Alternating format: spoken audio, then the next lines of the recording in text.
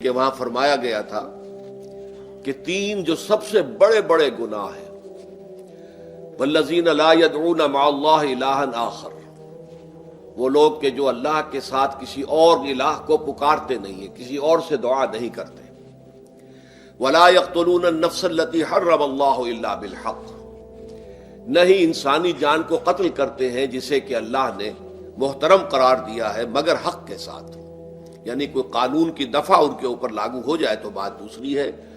قتل عمد کے قصاص میں قتل ہوگا، یا یہ کہ زنا اگر شادی شدہ مرد یا عورت کرتے ہیں تو ان کی سزا جو ہے وہ رجم ہے، جو قتل کی ایک بہت ہی شدید شکل ہے، یا مرتد کی سزا قتل ہے، اور یا پھر یہ ہے کہ کافر کو قتل کیا جا سکتا ہے جو حربی ہو، جس کے ساتھ جو جنگ ہے وہ ڈکلیئرڈ ہو۔ ان چار صورتوں کے علاوہ کسی انسان کو کسی حالت میں کسی جذبے کے تحت قتل کرنا جائز نہیں ہے، حرام ہے، حرام مطلق ہے۔ یہ ہمارے ہاں جو وہ عزت کے نام پر آنر کلنگز جو ہو رہی ہوتی ہیں، یہ سب کے سب جو ہے جرم ہے اسلام کی نگاہ میں۔ کسی کو یہ حق حاصل نہیں ہے کہ اس طرح سے اپنے ہاتھ میں قانون کو لے لے۔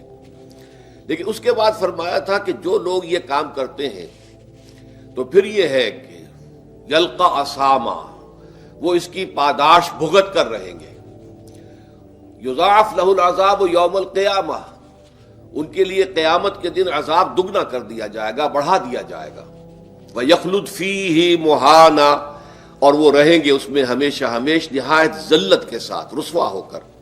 إِلَّا مَن تَابَ وَآمَنَ وَعَمِلَ عَمَلًا صَالِحًا، اس میں استثناء ہے کہ جو توبہ کرے اور تجدید ایمان کرے یا ایمان لائے۔ اگر پہلے کافر تھا تو ایمان لائے گا، اور اگر پہلے مسلمان تھا لیکن یہ کہ یہ گناہ سرزد اس سے ہوا تو گویا کہ ایک طرح کے کفر میں وہ داخل ہو گیا تھا، ایمان حقیقی سے محروم ہو گیا تھا، تو گویا کہ تجدید ایمان کرے۔ الا من تاب وآمن وعمل عملا صالحا، اور پھر اس کا عمل تبدیل ہو جائے، عمل درست ہو جائے، غلط کام کو فی الواقع چھوڑ دے۔ فَأُولَٰئِكَ يُبَدِّلُ اللَّهُ سَيِّئَاتِهِمْ حَسَنَاتٍ، تو یہ وہ لوگ ہیں کہ اللہ تعالیٰ ان کی برائیوں کو بھلائیوں سے بدل دے گا۔ یہ بات جو ہے بہت بلند ہے، اس میں اللہ تعالیٰ کی طرف سے وعدہ جو ہو رہا ہے کہ فَأُولَٰئِكَ يُبَدِّلُ اللَّهُ سَيِّئَاتِهِمْ حَسَنَاتٍ وَكَانَ اللَّهُ غَفُورًا رَحِيمًا۔ وَمَن تَابَ وَعَمِلَ صَالِحًا، پھر دوبارہ تکرار کے ساتھ یہ بات آ چکی ہے، جو توبہ کرے اور پھر عمل اچھا کرے، فَإِنَّهُ يَتُوبُ إِلَى اللَّهِ مَتَابًا، تو وہ ہے جو حقیقت میں توبہ کرتا ہے اللہ کی جناب میں جیسے کہ توبہ کرنی چاہیے، عمل میں کوئی تبدیلی نہ ہو، اور توبہ کی تسبیح ہوتی رہے۔ استغفر اللہ ربی من کل ذنب واتوب الیہ، آپ نے 10 تسبیحیں کر دی، 1000 مرتبہ کہہ لیا، یہ سب زیرو ہے اللہ کی نگاہ میں۔ ذکر کا ثواب مل جائے گا کہ اتنا وقت آپ نے اللہ کا نام لیا ہے، اللہ کا ذکر کیا ہے، اس کا ثواب تو ملے گا، لیکن یہ توبہ نہیں ہے، اس سے کسی گناہ کی معافی کا کوئی سوال نہیں ہوتا، اس سے برائیوں کے بھلائیوں میں بدلنے کا کوئی امکان نہیں ہے، اس سے اس کی سزا سے بچنے کی کوئی سبیل نہیں ہے۔ اب سورہ تحریم میں خاص طور پر ایک خاص جو پس منظر ہے اس کے اعتبار سے یہ آیت آ رہی ہے، یا ایھا الذین آمنوا توبوا الی اللہ توبۃ نصوحا، اے وہ لوگوں جو ایمان لائے ہو، اے ایمان کے مدعیوں، دعوے داروں، توبہ کرو اللہ کی جناب میں، لیکن وہ توبہ خالص ہونی چاہیے، توبۃ نصوحا۔ اس سورہ مبارکہ کے پس منظر کو نوٹ کیجئے تو اس میں ایک خطائے اجتہادی کہہ لیجئے حضور سے ہو گئی تھی صلی اللہ علیہ وسلم، اگرچہ وہ خطا جانب خیر میں تھی، اچھے کام کے لیے تھی، برے کام کے لیے نہیں تھی، کہ آپ نے اپنی ازواج مطہرات کی دل جوئی کے لیے ایک شے جو اللہ کی طرف سے آپ کے لیے حلال تھی اس کو استعمال نہ کرنے کی قسم کھا لی، تو اس پر حضور کو روکا گیا، یا ایھا النبی لم تحرم ما احل اللہ لک تبتغی مرضات ازواجک، اے نبی کیوں آپ اپنے اوپر حرام ٹھہراتے ہیں وہ شے جو اللہ نے آپ کے لیے حلال قرار دی ہے؟ کیا آپ اپنی بیویوں کی رضا جوئی کے لیے ایسا کر رہے ہیں؟ واللہ غفور الرحیم، اللہ غفور ہے، رحیم ہے، اللہ نے آپ کی اس خطا سے درگزر کیا ہے، لیکن قد فرض اللہ لکم تحلۃ ایمانکم، اللہ تعالیٰ نے راستہ تمہارے لیے کھول دیا ہوا ہے کہ ایسی قسموں کو کھولا جا سکتا ہے، جس کے لیے کہ سورہ مائدہ کے اندر کفارہ دے دیا گیا۔ تو گویا کہ حضور کو یہاں حکم دیا جا رہا ہے کہ آپ اپنی اس قسم کا کفارہ دیجئے، قسم کا، اور یہ جو قسم ہے اس کو کھول دیجئے۔ نمبر 2 پہ پھر 2 ازواج مطہرات کا معاملہ آیا کہ حضور نے ایک راز کی بات کہی ایک زوجہ محترمہ سے، لیکن انہوں نے وہ راز جو ہے وہ دوسری زوجہ محترمہ کو پہنچا دیا جن میں زیادہ آپس میں قریبی تعلق تھا. تو گویا کہ یہ بھی ایک طرح سے خیانت ہو گئی، اس لیے کہ راز جو ہے وہ تو ایک امانت ہوتا ہے، اور خاص طور پر عائلی زندگی میں میاں بیوی کے درمیان کے جو معاملات ہوتے ہیں وہ تو بہت ہی رازداری پر مبنی ہوتے ہیں. اس لیے ان میں سے کوئی چیز جو ہے جس کو خاص طور پر کہا گیا ہو کہ یہ ایک راز کی بات ہے جو تم سے کہہ رہا ہوں، کسی اور سے کہنا نہیں ہے، تو اس میں جو غلطی ہوئی ہے وہ بھی ایک بڑی غلطی تھی حضرت عائشہ صدیقہ رضی اللہ تعالی عنہا ان کی. تو ان دونوں کے پس منظر میں پھر تیسری بات آئی کہ اہل ایمان اگر تم غافل ہو اپنے اہل و عیال کی طرف سے اس اعتبار سے کہ ان کا کردار کیسا بن رہا ہے، وہ اللہ کے بندے ہیں یا کوئی غلطیاں کر رہے ہیں، خطا کر رہے ہیں، تو دیکھو یہ تم ان کے ساتھ جو ہے وہ محبت نہیں کر رہے، عداوت کر رہے ہو. اس لیے کہ تمہاری اس نرمی، تمہاری اس شفقت اور ان محبت کے اندر اس درجے بڑھ جانا کہ اس میں اللہ تعالیٰ کے جو حرام کردہ امور ہیں ان میں بھی تم ملوث ہو جاؤ، تو یہ گویا کہ در حقیقت تم اپنے آپ سے بھی دشمنی کر رہے ہو اور ان سے بھی دشمنی کر رہے ہو. اپنے آپ سے دشمنی کر رہے ہو کہ تمہاری عاقبت خراب ہوگی، ان سے دشمنی کر رہے ہو کہ ان کی اگر تربیت غلط ہو جائے گی تو گویا کہ وہ جہنم کا نوالا بنیں گے. اب اس تین چیزوں کے پس منظر میں فرمایا جا رہا ہے یا ایھا الذین آمنوا توبوا الی اللہ توبۃ نصوحا، اے ایمان والو، اے ایمان کے دعوے دارو، اللہ کے جناب میں توبہ کرو، لیکن توبہ خالص نصوحا. پہلی بات تو یہ جانیے، میں نے بھی یقیناً پہلے بھی عرض کیا ہوگا لیکن دہرانے میں کوئی حرج نہیں ہے، عربی زبان میں یہ دو الفاظ بہت قریب ہیں، آبا یعوب اوبن اور تابا یتوب توبن یا توبتن. آبا یعوب اوبن بھی ہوتا ہے واپس لوٹنا، لیکن یہ ہے کسی یعنی مادی چیز کی طرف سے واپس لوٹنا. ایک ہے تابا یتوب توبن یا توبتن، وہ کسی فعل سے، معنوی چیز سے پلٹ آنا، لوٹ آنا. چنانچہ ایک بڑی پیاری جو دعا حضور صلی اللہ علیہ وسلم مانگا کرتے تھے، آپ کی مسنون دعاؤں میں سے ہے، جب آپ سفر پر گئے واپس گھر آئے تو گھر میں داخل ہوتے ہوئے آئبونا تائبونا لربنا حامدون، ہم پلٹ کر آ گئے ہیں سفر سے، وطن سے میں پہنچ گئے ہیں، گھر میں داخل ہو رہے ہیں، اور ہم اس حال میں بھی اپنے رب کی جناب میں توبہ بھی کر رہے ہیں، رجوع کر رہے ہیں اللہ کی جناب میں، اور اپنے رب کی حمد کرتے ہوئے داخل ہو رہے ہیں. آئبونا تائبونا لربنا حامدون. اسی طرح آپ بازار جائیں، اس کے بعد اپنے گھر میں داخل ہو تو یہ دعا پڑھیں، تو یہ گویا یہ بہت ہی ایک یوں سمجھیے مبارک، بہت سی اس کے اندر برکات ہوں گی. تو اس میں بھی لفظ آبا یعوب اوبن، تابا یتوب توبن، یہ دونوں کے بہت قریب آ گئے، آئبونا تائبونا لربنا حامدون. توبو الی اللہ، اب الہ کو نوٹ کیجئے، یہ توبہ کا لفظ بھی بہت سے ایسے الفاظ میں سے عربی زبان کے، جیسا کہ اس سے پہلے ہم دیکھ چکے ہیں کہ ایک لفظ ہے رغبہ، رغبہ رغبت جسے اردو میں ہم بولتے ہیں. رغبہ الہ ہوگا تو کسی شے کی طرف رجحان ہونا، اس کی طلب پیدا ہو جانا، اس کی خواہش پیدا ہو جانا. اور رغبہ عن ہوگا تو کسی چیز سے متنفر ہو جانا، دور ہٹ جانا، دور چلے جانا. ورب ایک ہی ہے، پریپوزیشن کی چینج سے بالکل برعکس نتیجہ نکل آیا.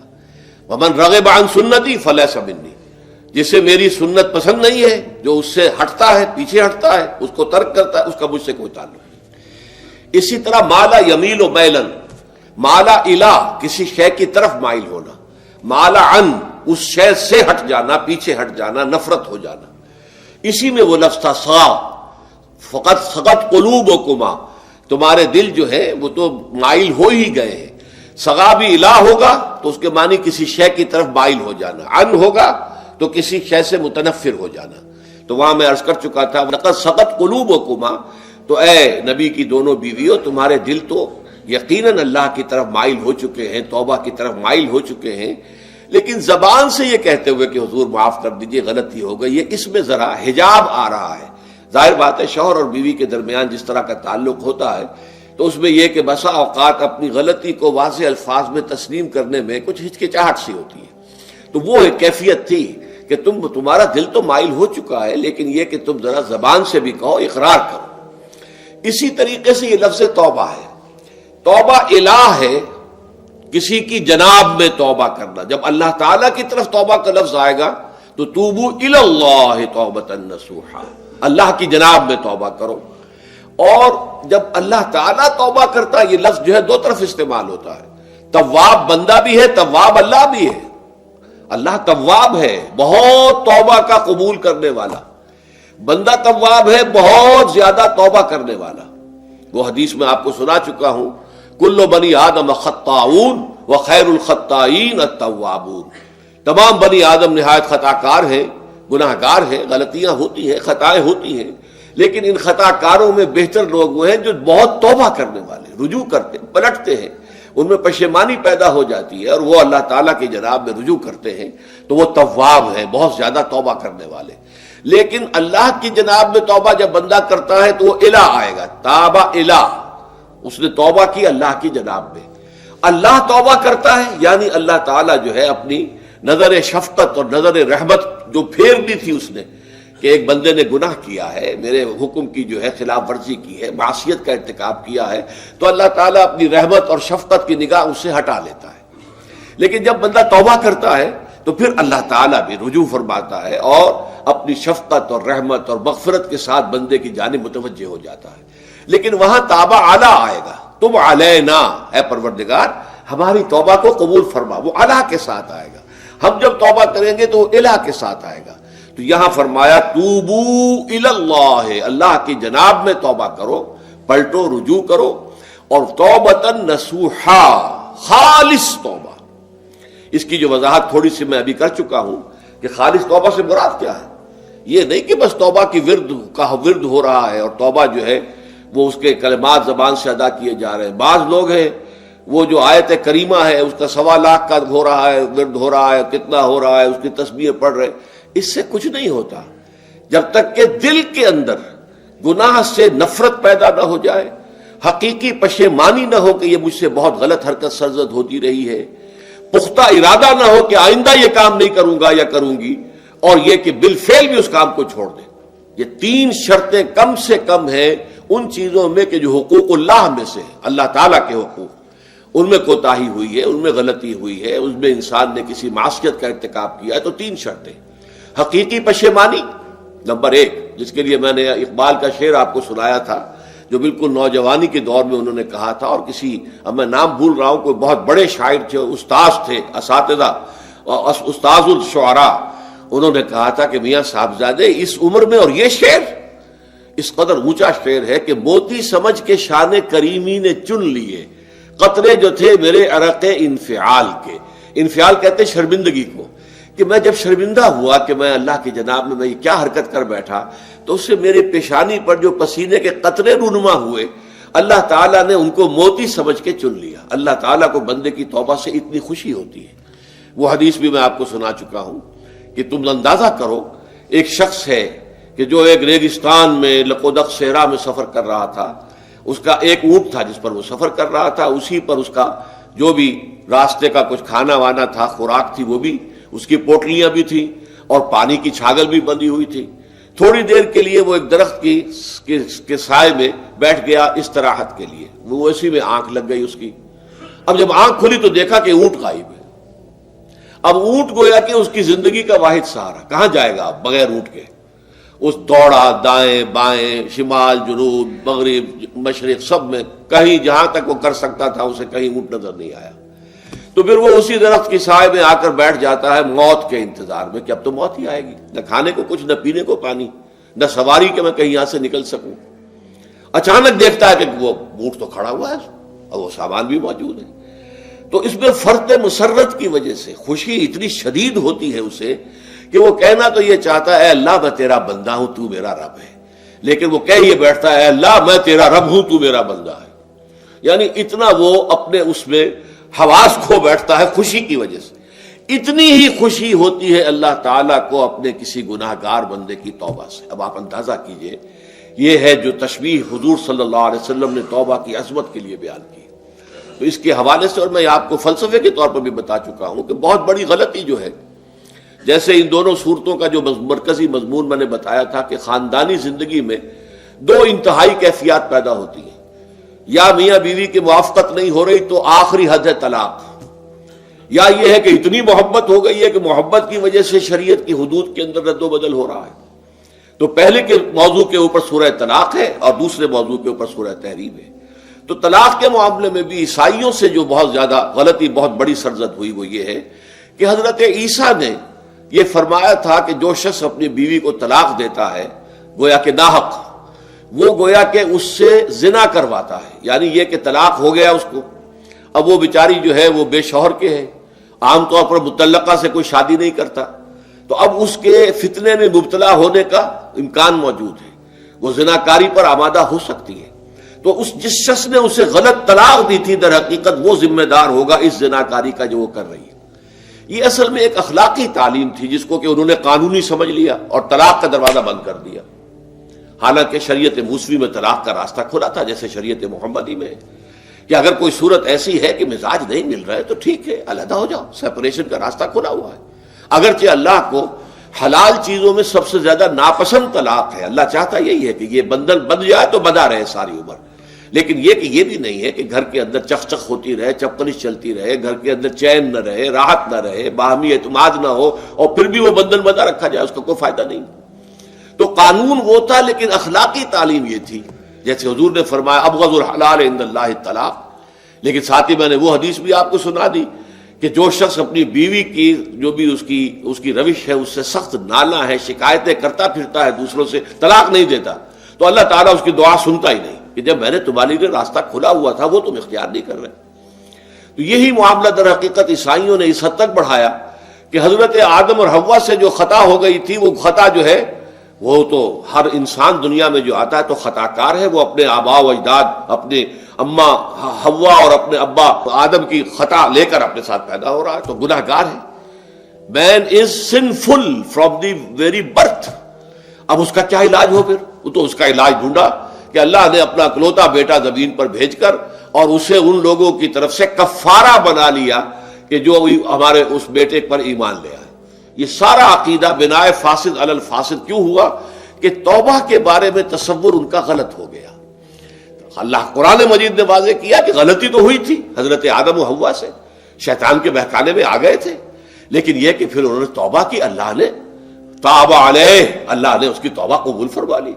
فتلقى آدم من ربہ کلمات فتاب علیہ، تو آدم نے اپنے رب سے کچھ کلمات سیکھ لیے، پشیمانی تو ہو گئی تھی، شرمندگی ہو گئی تھی، لیکن الفاظ نہیں مل رہے تھے، کن الفاظ میں میں اللہ کی جناب میں توبہ کروں۔ اللہ کی کمال شفقت کے اللہ نے وہ الفاظ بھی انہیں تلقین کر دیے جو سورہ اعراف کے اندر بیان ہوئے ہیں، ربنا ظلمنا انفسنا وان لم تغفر لنا وترحمنا لنکونن من الخاسرین، اللہ نے توبہ قبول فرما لی، فتاب علیہ۔ اب جو بچہ پیدا ہو رہا ہے نسل آدم کا، وہ کوئی اپنے جد امجد جو ہے حضرت آدم اور حضرت حوا کے گناہ کی پوٹ لے کر نہیں آتا ہے، وہ تو کل مولود یولد علی الفطرہ، فطرت الاسلام پہ پیدا ہوتا ہے۔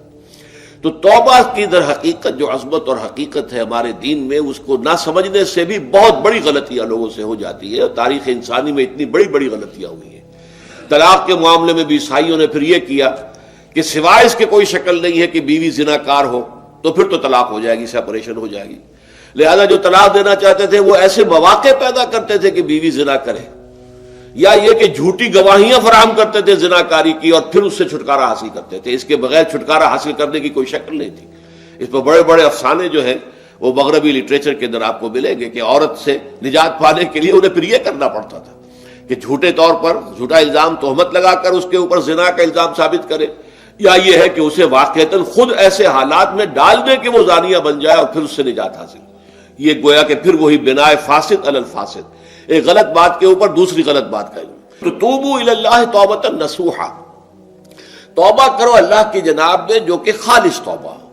خالص توبہ میں 3 شرائط میں نے بیان کر دی کہ اگر اللہ کے حقوق میں معاملے میں کبھی بیشی ہوئی ہے تو پھر یہ ہے کہ پشیمانی حقیقی، عزم مصمم دوبارہ نہیں کروں گا نہ کروں گی، اور نمبر 3 یہ کہ ایک مرتبہ اس گناہ کو لازماً چھوڑ دینا۔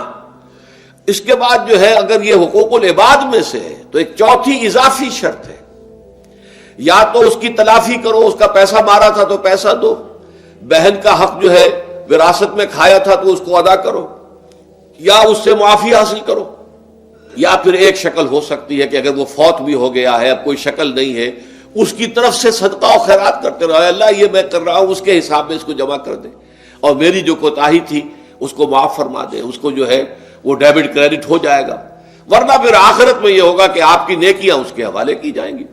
یا آپ کے پاس نیکیوں کا ذخیرہ بھی کافی نہ ہوا تو اس کے گناہ آپ کے پلڑے میں ڈال دیے جائیں گے. اور اسی کو حضور نے فرمایا کہ میری امت کا اصل مفلس وہ ہے. آپ نے پوچھا اتدرون من المفلس، آپ لوگ جانتے ہیں کہ مفلس کون ہوتا ہے؟ تو صحابہ نے وہی جواب دیا جو ہم میں سے ہر شخص جواب دے گا، المفلس عندنا من لا درہم لہ ولا دینار. ہمارے نزدیک ہم مفلس اس کو کہتے ہیں جس کے پاس درہم و دینار نہیں ہے، روپیہ پیسہ نہیں ہے.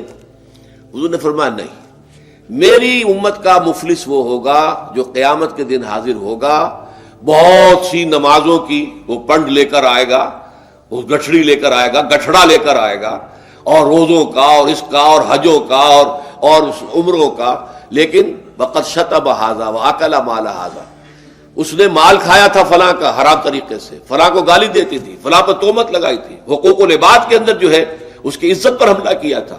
وہ سارے مدعی جمع ہو جائیں گے. اللہ تعالیٰ کسی سے کہے گا بھائی تم اس کی نمازیں لے جاؤ، کسی سے کہے گا اس کے روزے لے جاؤ، اچھا تم لو حج لے جاؤ، اس کے عمرے لے جاؤ، اور اس کے بعد بھی مدعی باقی ہوں گے. تو اب مدعیوں کے گناہ اس کے پلڑے میں ڈالے جائیں گے، اور پھر وہ دوسروں کے گناہوں کے بوجھ تلے دب کر جہنم میں جھونک دیا جائے گا. تو یہ حقوق العباد کے اندر معاملہ اس سے بھی کہیں زیادہ سخت ہے کہ جو حقوق اللہ کا ہے. اللہ تو بڑا غفور ہے، رحیم ہے، اس کے اندر وہ رعایت بھی کرے گا، لیکن حقوق العباد کا معاملہ اللہ کہہ دے گا یہ میرا معاملہ ہے ہی نہیں، یہ تمہارا آپس کا معاملہ ہے، تمہیں اس میں تو جو بھی ہے لین دین کر کے ہی معاملہ چکانا ہوگا، دے دے کر معاملہ ہوگا، اس کے بغیر نہیں. تو توبوا الی اللہ توبۃ نصوحا عسى ربکم ان یکفر عنکم سیئاتکم. عین ممکن ہے، عسا اصل میں امید دلانے کے لیے ہوتا ہے، شاید کہ ایسا ہو جائے، لیکن جب اللہ کی طرف سے یہ لفظ آتا ہے تو یہ یقینی معنی، یقینی وعدے، اللہ کا وعدہ ہے. اگر تم یہ توبہ نصوح کرو گے تو اللہ کا وعدہ ہے تم سے کہ وہ تم سے تمہاری برائیوں کو دور کر دے گا. یہ تکفیر کے لفظ کو بھی سمجھ لیجئے، کفر کا اصل معنی ہے چھپا دینا، دبا دینا. اسی لیے گناہ کا کفارہ ہوتا ہے. آپ سے گناہ ہو گیا، آپ نے کفارہ دے دیا تو گناہ چھپ گیا، دب گیا، اس کے اثرات زائل ہو گئے، وہ آپ کے نامہ اعمال سے اس کو ختم کر دیا جائے گا. یہ ہے کفارہ، کفارہ. کفار جمع ہے کافر کی. کافر جو ہے وہ حق کو چھپاتا ہے، اللہ کی دعوت جو دی جا رہی ہے اس کو دباتا ہے، تو اس معنی میں وہ کافر ہے، انکار کرتا ہے. لیکن یہ کہ ایک کفران نعمت ہے، کسی نے آپ پر احسان کیا ہے اور آپ اس کا احسان نہیں مان رہے، آپ کے لیے دل میں اس کے لیے کوئی احسان بندی کے جذبات پیدا نہیں ہوئے، تشکر کا جذبہ پیدا نہیں، یہ کفران نعمت ہے. تو تکفیر اس کو بھی کہتے ہیں، تکفیر اسے بھی کہتے ہیں مسلمان امت میں سے کسی کو نکال دینا، اس لیے کہ وہ بنیادی عقائد میں علیحدہ ہو گیا ہے. تو یہ پرجنگ ہے، یہ بھی تکفیر ہے. تو تکفیر اعمال کیا ہے کہ برے اعمال کو دھو دے گا تمہارے نامہ اعمال سے، اور نمبر 2 تمہارے دامن کردار سے بھی دھو دے گا. جو غلطیاں تمہارے اوپر چلی آ رہی تھی، اتنے عرصے تک تم کرتے رہے ہو، تمہارا کردار جو ہے اس سے مقدر ہو گیا ہے، اس کے اندر جو ہے خرابی پیدا ہو گئی ہے، تو اللہ اس کو بھی دھو دے گا. تو دنیا میں بھی تکفیر کا اثر ہوگا کہ انسان کی اصلاح ہو جائے گی، اس کی سیرت و کردار جو ہے صحیح رخ پر آ جائیں گے. اور آخرت میں یہ ہے کہ اس کا جو اعمال نامے میں جو گناہ درج تھا وہ وہاں سے صاف کر دیا جائے گا، محو کر دیا جائے گا. یہ تکفیر 2 گنا ہے. اور اس میں جو ہم سورہ الفرقان میں پڑھ کر آئے ہیں وہ اس سے بھی اگلی بات ہے. اولئک یبدل اللہ سیئاتہم حسنات. جہاں گناہ کا اندراج تھا وہاں اب نیکی کا اندراج ہو جائے گا. تمہاری سیرت و کردار میں جو گناہ کا پہلو تھا وہ اب نیکی کے پہلو میں بدل جائے گا. یہ تکفیر گویا کہ دنیا میں بھی اور آخرت میں بھی. عسیٰ ربکم، امید ہے اور اللہ کا وعدہ ہے کہ وہ تم سے تمہاری برائیوں کو دور کر دے گا. مطلب یہ کون انسان ہے جو برائی سے بالکل پاک ہے؟ کل بنی آدم خطاؤون وخیر الخطائین التوابون. توبہ کرو، توبہ نصوح کرو، اللہ تعالیٰ دھو دے گا. تمہارے دامن کردار سے بھی داغ اور دھبے صاف کر دے گا، اور تمہارے اعمال نامے سے بھی.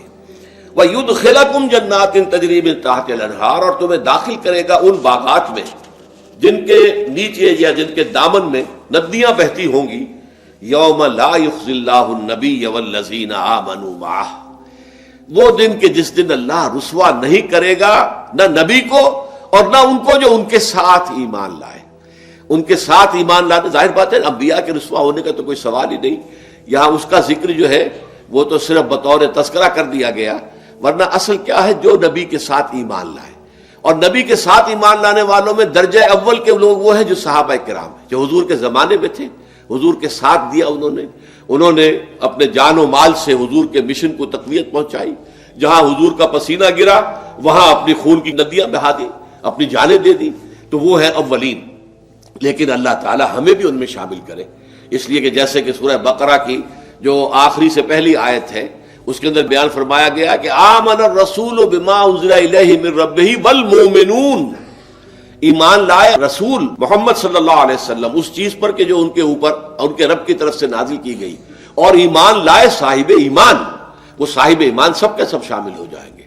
تو قیامت کے دن اللہ تعالیٰ رسوا نہیں کرے گا. یوم لا یخزی اللہ النبی والذین آمنوا معہ، جس دن کہ اللہ تعالیٰ رسوا نہیں کرے گا نہ اپنے نبی کو صلی اللہ علیہ وسلم اور نہ ہی ان کو کہ جو ان کے ساتھ ایمان لائے. اور یہ آخرت کی رسوائی جو ہے بہت بڑی رسوائی ہے. دنیا کی رسوائی انسان جو ہے اس کو بہت ہلکا سمجھے، آخرت کی رسوائی بہت بڑی ہے. پوری خلق خدا جہاں جمع ہوگی، پوری انسانیت جمع ہوگی، تمام آدم سے لے کر آخری انسان تک جمع ہوں گے، اور وہاں اگر رؤوس الاشہاد ہمارا پردہ چاک کیا جائے، ہمارے گناہوں کو جو ہے اعلان کیا جائے، تو وہ کتنی بڑی رسوائی ہوگی. اسی لیے یہ دعا مانگتے رہنا چاہیے، اللہم ربنا اجرنا من خزی الدنیا والآخرہ، اے اللہ ہمیں بچا لے دنیا اور آخرت دونوں کی رسوائی سے بچا لے. دنیا کی رسوائی یہ ہے کہ آپ کی کسی غلط کام کا چرچا ہو جائے، دنیا کے اندر پھیل جائے، آپ کی جو ہے عزت جو ہے وہ داغدار ہو جائے، اس سے بھی اے اللہ بچا لے، پردہ ڈال دے.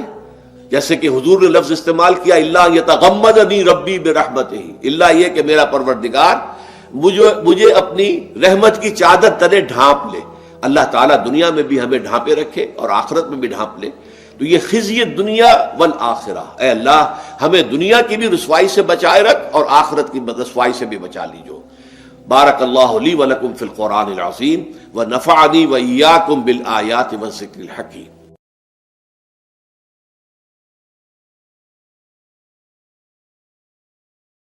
زبانی کلمہ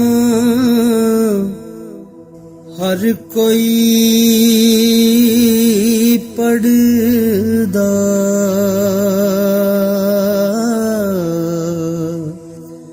تے دل دا پڑھدا کوئی